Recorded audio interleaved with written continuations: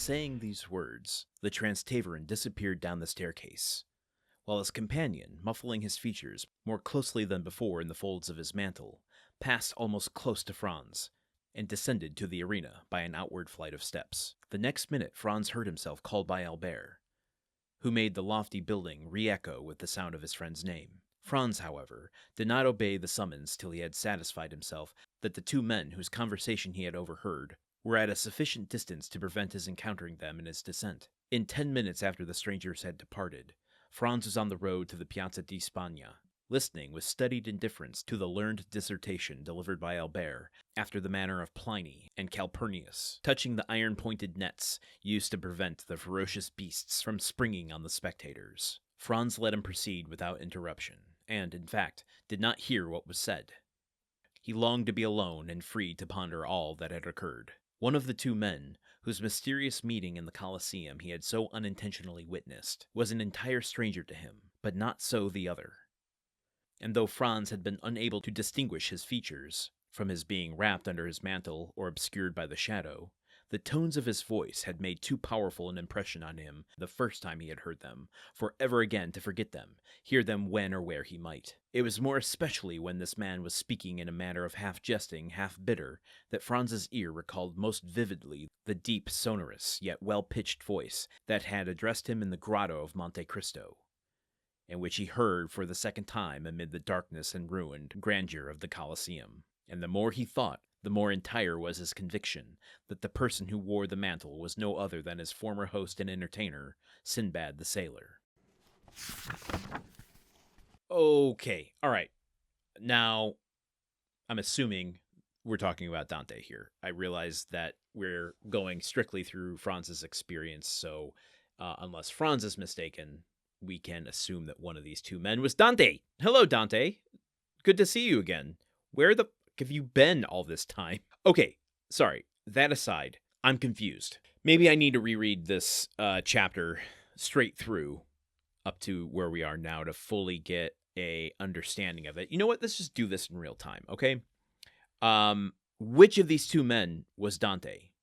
So let's take some evidence that Franz is saying here, and then go back to the beginning of the chapter where he first encounters these men.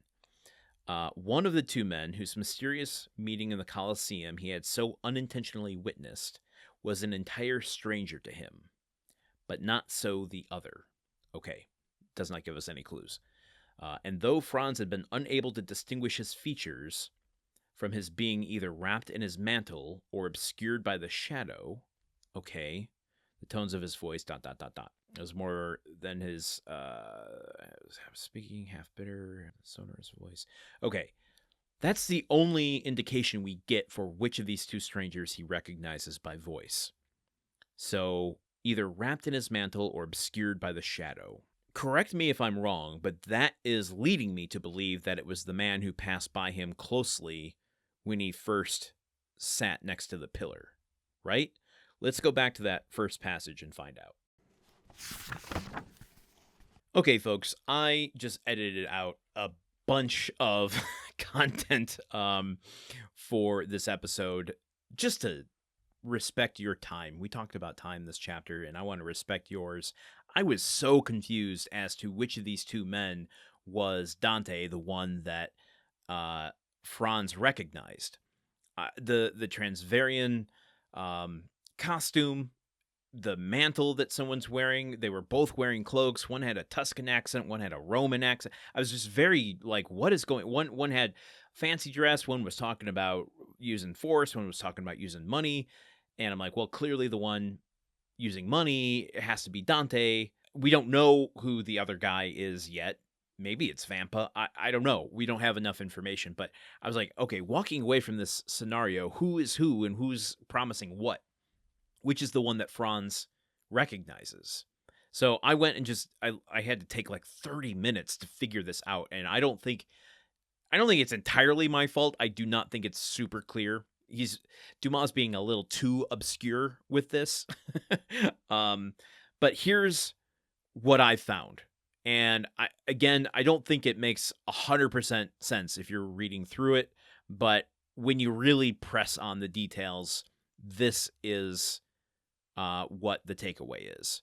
Let's just ignore which of the two men walked by Franz on the way in, which one walked by Franz on the way out. What we need to take away is that the one he recognizes by voice is the man who suggested that they use money, which makes sense because Dante is friggin' rich and seems to be super into schemes. So saying that give him a little time one day and he can work miracles does not surprise me.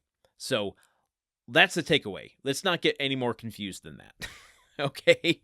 I don't think we're going to have to really keep track of whose costume is whose. I mean, there's a little bit of details I probably could have straightened out had I done some research in the episode. Like the Trastevere is a local Roman dress, and that's different than the Man in the Mantle, because the Man in the Mantle has elegant boots, black trousers, more aristocratic look to him, and that would scream a bit more Dante to me than this other stranger. So, okay, wonderful. I don't know how long this episode is now that I spent 30 minutes trying to figure it out. I'm going to edit it down, and it's going to be 5 minutes or it's going to be 20 minutes. I'm not sure. So, I hope we're all clear moving forward what's happening here. Franz has been re-enamored with the mystery of Dante, or Sinbad the Sailor, I should say. Okay, join me here tomorrow for hopefully a little bit more coherent of an episode. Until then, okay, goodbye. The Countdown of Monte Cristo is part of the Gruntwork Podcast Network. This show is produced, edited, and hosted by Landon Solano. The original text of The Count of Monte Cristo by Alexandre Dumas. Theme song by Magic Solo. If you want to support the show and others like it, visit patreon.com/gruntworkpod. Thank you for listening. See you tomorrow.